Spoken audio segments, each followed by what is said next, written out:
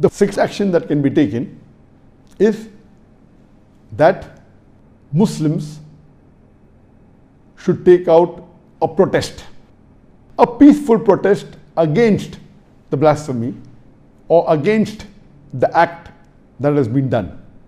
But we should make it a point that the protests should be peaceful. We should not use any violence. We should not damage any property.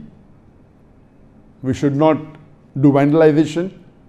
It should be a peaceful protest, and larger the numbers, the better it is. And we know that there were large numbers in protests have taken place in the past, in various acts of blasphemy done in the past, whether it be Salman Rushdie, whether it be Danish cartoons, and now also, just a few days back, mashallah, people did take out large processions in countries like Bangladesh. There were more than 40,000 people. Larger the procession, the better it is. It should be a peaceful procession, and there should be a letter drafted depending upon what the act that is done wrong. In this case, it can be to the French embassy or the French consulate in that city. A letter should be given to the consul general or to the ambassador that we disagree what the president of France has said against Islam, against our beloved Prophet Muhammad. There should be a letter of condemnation. These processions that are there, it has an impact. The larger the procession, the better it is. And whenever such processions are called for, we Muslims should take part, but see to it that it is a peaceful protest. Because larger the audience that you have, the public that gathers, the larger will the media portray it. It will have a better impact on the people. The seventh action that a Muslim can take is that if that act is such that it is promoted by a particular country, like the act what happened in the beginning of this month was by France, by President Macron, then the Muslims can call for a boycott of the products of that country.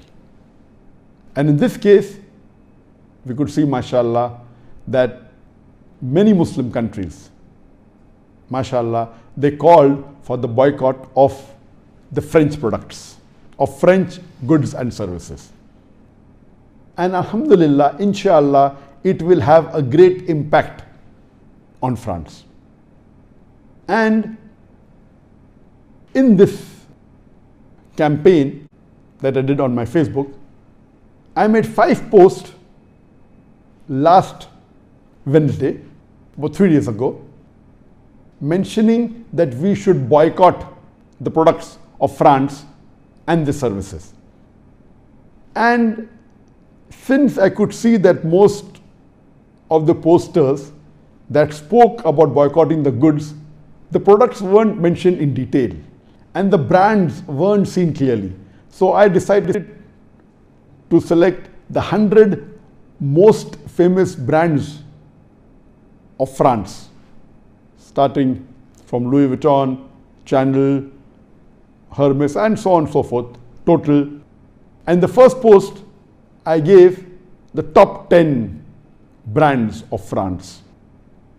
The second post, the top 11 to 25 brands of France. The third post, the top 26 to 50 brands from France.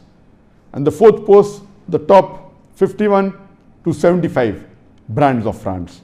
And the fifth post, top 76 to 100. So I divided so that the brands could be seen clearly.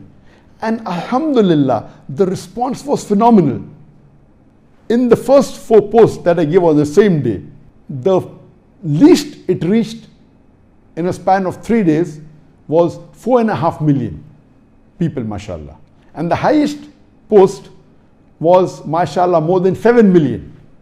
Normally, on my Facebook, as I told you, though there are 22.6 million followers, normally when I give a post, it reaches about 500,000 people, 800,000 people. If it's more popular, 1 million, sometimes 2 million. But mashallah, this time, though all the posts were similar, one post reached more than 7 million in a span of less than 3 days. I checked today, before it reached 3 days, mashallah, 7 million people read that message.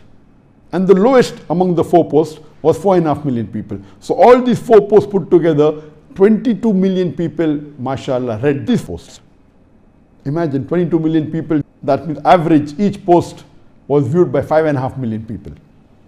As I said, that when a campaign is done, we should see to it that we don't leave all our activities. I decided to do this campaign on my Facebook for 5 days only, because I'm involved in other dawah activities. We should not stop all other activities, and all of us are concentrating on this for months together. Yes, we have to take out some time, maybe 5 days, 6 days, 1 week, and then continue with activities. And there should be others who carry forward, which I will discuss later in my 14th point.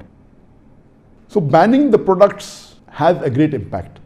And when this was done in 2006, in relation to the Danish cartoons against the Prophet, when there were 12 cartoons that were printed in the Danish newspaper, alhamdulillah, according to estimate, they went in a loss of somewhere close to $2 billion. And it has a great impact.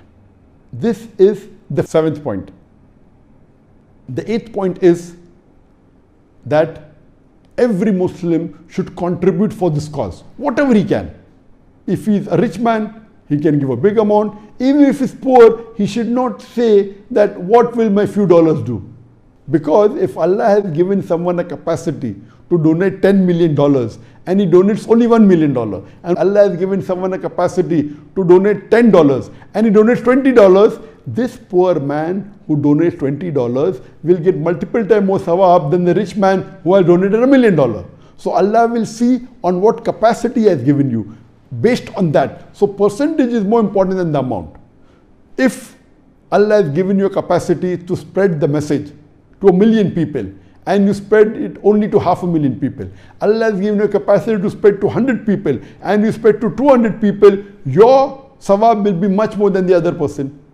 So whatever you can contribute for the full cause, whether to have protests, or whether to have programs, whether to put on the billboard, give it to organizations involved in this, or donate for the cause, whatever you can, at least there is a sense of belonging that you are giving your hard-earned money for this cause to the best of your ability.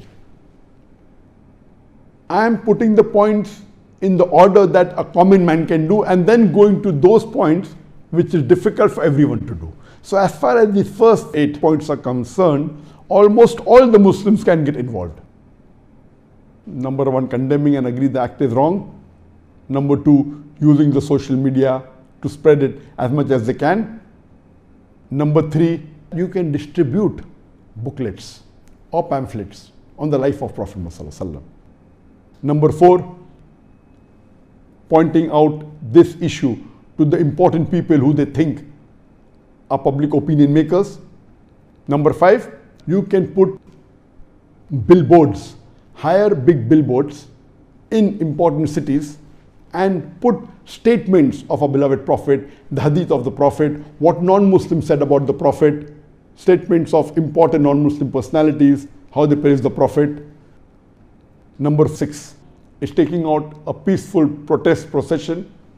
Number 7 is banning the product of that country if it involves.